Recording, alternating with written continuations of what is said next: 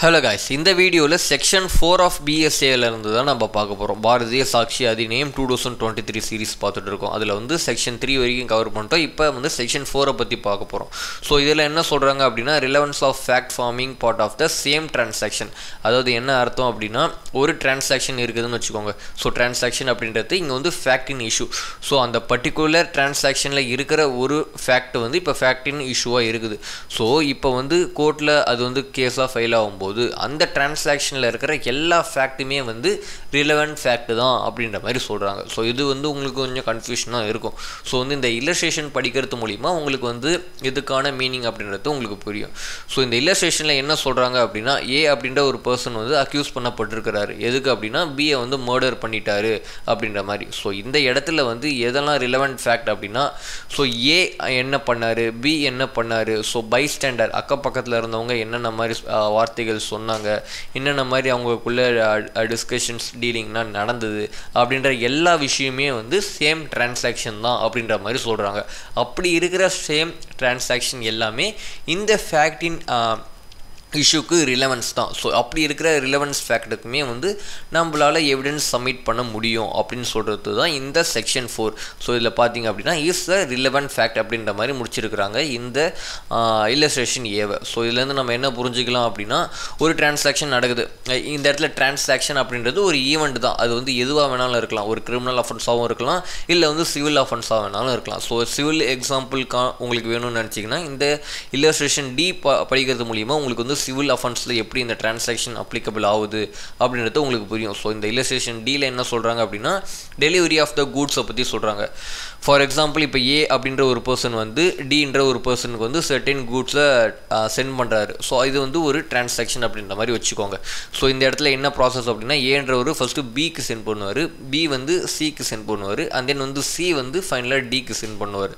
So இந்த இடத்துல D என்ன இஷ்யூ ரைஸ் பண்ணுறாரு அப்படின்னா எந்த ஃபேக்டின் இஷ்யூ அப்படின்னா ஏ வந்து எனக்கு சென்ட் பண்ணவே இல்லை, பிரீச் ஆஃப் கான்ட்ராக்ட் ஆகிடுது அப்படின்ற மாதிரி ஒரு இஷ்யூ ரைஸ் பண்ணுறாரு. ஸோ இந்த இடத்துல இந்த பர்டிகுலர் டிரான்சாக்ஷனில் நடந்த எல்லா விஷயமே, அதாவது வந்து ஏ வந்து பிக்கு சென்ட் பண்ணது, பி வந்து சிக்கு சென்ட் பண்ணது, அப்புறம் டி வந்து ஃபைனலாக டிக்கு சென்ட் பண்ண வேண்டியது, அது எல்லாமே வந்து சேம் டிரான்சாக்ஷன் தான் அப்படின்ற மாதிரி சொல்கிறாங்க. ஸோ சேம் டிரான்சாக்ஷனாக இருக்கிறதுனால இது வந்து எல்லாமே வந்து ரிலவன்ஸ் ஆஃப் ஃபேக்ட்ஸ் தான். ஸோ அப்படி ரிலவன்ஸ் ஆஃப் ஃபேக்ட்ஸாக இருக்கிறதுனால எல்லாத்துக்குமே நம்மளால் எவிடன்ஸும் சப்மிட் பண்ண முடியும் அப்படின்னு சொல்கிறது தான் இந்த செக்ஷன் 4.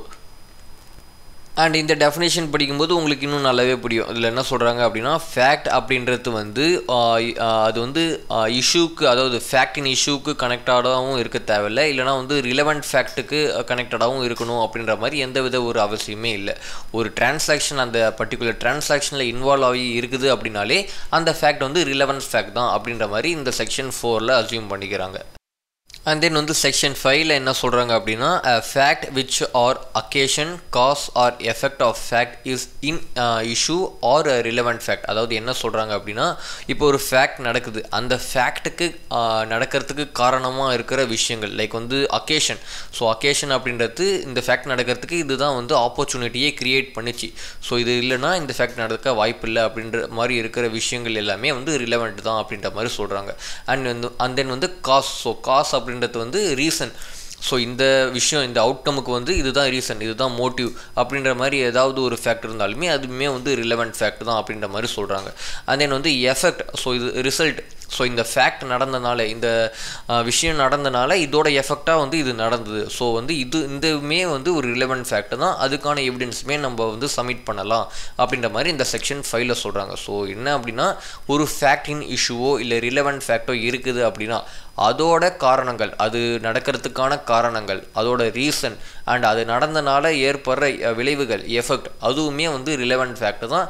ஸோ அதுக்கான ஃபேக்டையுமே அதுக்கான எவிடன்ஸையுமே நம்மளால் கோர்ட்டில் சப்மிட் பண்ண முடியும் அப்படின்ற மாதிரி செக்ஷன் 5ல் சொல்கிறாங்க. ஸோ உங்களுக்கு இந்த இல்லஸ்ட்ரேஷன் படிக்கும்போது இந்த செக்ஷன் 5 அப்படின்றது உங்களுக்கு இன்னும் க்ளீனாக புரியும். ஸோ இல்லஸ்ட்ரேஷன் ஏல என்ன சொல்கிறாங்க அப்படின்னா ஏ அப்படின்ற ஒரு பர்சன் வந்து பீன்ற ஒரு பர்சன் கிட்ட வந்து ராபரி பண்ணிடுறாங்க, ஏதோ ஒரு மொபைலோ இல்லை பர்ஸையோ ராபரி பண்ணிடுறாங்க. ஸோ அந்த ஃபேக்ட் நடக்கிறதுக்கு கொஞ்சம் முன்னாடி பீன்ற ஒரு பர்சன் அந்த பர்சன் என்ன பண்ணியிருக்கிறாரு, அவர்கிட்ட இருக்க மணியோ இல்லை பர்ஸையோ இல்லை மொபைலையோ வந்து எல்லாருக்குமே தெரிகிற மாதிரி பப்ளிக் பிளேஸில் காட்டியிருக்கிறாரு. ஸோ இதனால் வந்து எல்லாருக்குமே தெரிஞ்சிருக்கு. ஸோ இந்த இடத்துல வந்து ஒரு ஆப்பர்ச்சுனிட்டி க்ரியேட் ஆகியிருக்கு. ஸோ அதனால் வந்து ஏக்கு தெரிஞ்சிருக்கு இவர்கிட்ட அந்த பொருள் இருக்குது, நம்ம போய் ராப் பண்ணலாம் அப்படின்ற மாதிரி ஏ போயிட்டு பி கிட்டேருந்து ராப் பண்ணிடுறாரு. ஸோ இந்த இடத்துல வந்து அவர் ஃபர்ஸ்ட் அந்த ஷோகேஸ் பண்ணார்ல, என்கிட்ட இந்த பொருள் இருக்குது அப்படின்ற மாதிரி எல்லாருக்கும் தெரிய வச்சார்ல, அதனால் அந்த இடத்துல வந்து ஒரு ஆப்பர்ச்சுனிட்டி கிரியேட் ஆகிருக்கு. ஸோ இந்த விஷயம் அவங்க மற்றவங்களுக்கு தெரிய இது கெட்டவங்க பார்வையில் பட்டு அவங்கக்கிட்ட இருந்து அந்த ராபரி நடக்கிறதுக்கான அந்த ஃபேக்ட் க்ரியேட் ஆகிறதுக்கு ஒரு ஆப்பர்ச்சுனிட்டி க்ரியேட் பண்ணியிருக்கு. So occasion. ஸோ அதனால் இதுவுமே வந்து ஒரு ரிலவெண்ட் ஃபேக்ட் தான், அவர் எடுத்து காமிச்சார்ல. ஸோ அதுவுமே வந்து ரிலவெண்ட் ஃபேக்ட் தான் அப்படின்ற மாதிரி நம்ம அஸ்யூம் பண்ணிக்கலாம் அக்கார்டிங் டு செக்ஷன் 5.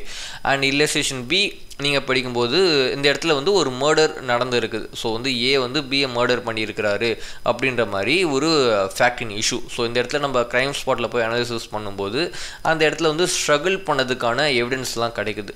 ஸோ இந்த இடத்துல நம்ம என்ன பார்க்கலாம் அப்படின்னா மர்டர் பண்ணியிருக்காரா இல்லையா அப்படின்றது தான் ஃபேக்டின் இஷ்யூ.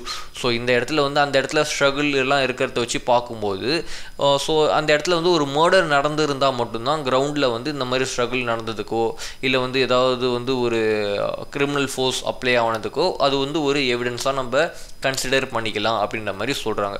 ஸோ இந்த இடத்துல மர்டர் இல்லாமல் வேறு எதாவது நடந்திருந்தால் கூட இந்த இடத்துல இந்த மாதிரி மார்க்கிங்ஸ்லாம் இருக்காது. ஸோ இந்த மார்க்கிங்ஸ் வந்து மர்டரை தான் ரெப்ரசன்ட் பண்ணுது. ஸோ இது வந்து எஃபெக்ட் அப்படின்ற ஒரு கேட்டகரியில் வருது. ஸோ அதனால் இதுவுமே வந்து ரிலவெண்ட் ஃபேக்ட் தான். இந்த கிரவுண்டில் இருக்க மார்க்கிங்ஸ் எல்லாமே வந்து ஏ வந்து பிஏ மர்டர் பண்ணதுக்கு ஒரு ரிலவெண்ட் ஃபேக்ட் தான் அப்படின்ற மாதிரி சொல்கிறாங்க இந்த இல்லஸ்ட்ரேஷன் பியில்.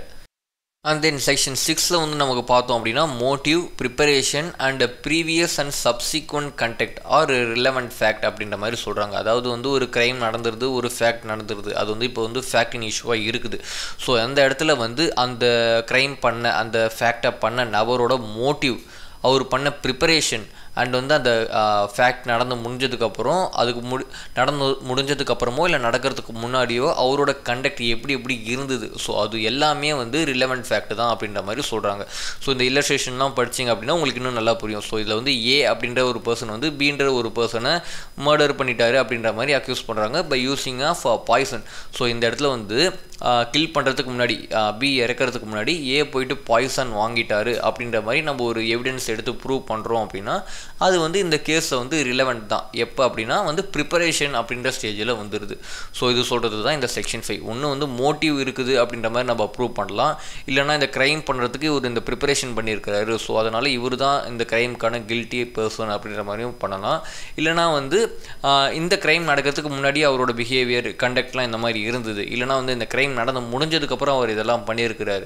ஸோ அதனால் வந்து இதெல்லாம் தான் இதுக்கான எவிடன்ஸ் அப்படின்ற மாதிரி இதுவுமே வந்து நம்ம ரிலவெண்ட் ஃபேக்டில் கொண்டு வரலாம் அப்படின்ற மாதிரி இந்த செக்ஷன் 6 சொல்லியிருக்காங்க. ஸோ இதுதான் வந்து செக்ஷன் 4, 5, 6. இதில் ஏதாவது டவுட் இருக்குது அப்படின்னா நீங்கள் வந்து கமெண்ட்டில் லீவ் பண்ணலாம். தேங்க்யூ ஃபார் வாட்சிங். நம்மளோட அப்கமிங் வீடியோஸில் ஃபர்தராக இருக்கிற செக்ஷன்ஸை பற்றி நம்ம பிரேக் டவுன் பண்ணி பார்க்கலாம். ஓகே ஃப்ரெண்ட்ஸ், தேங்க்யூ ஃபார் வாட்சிங்.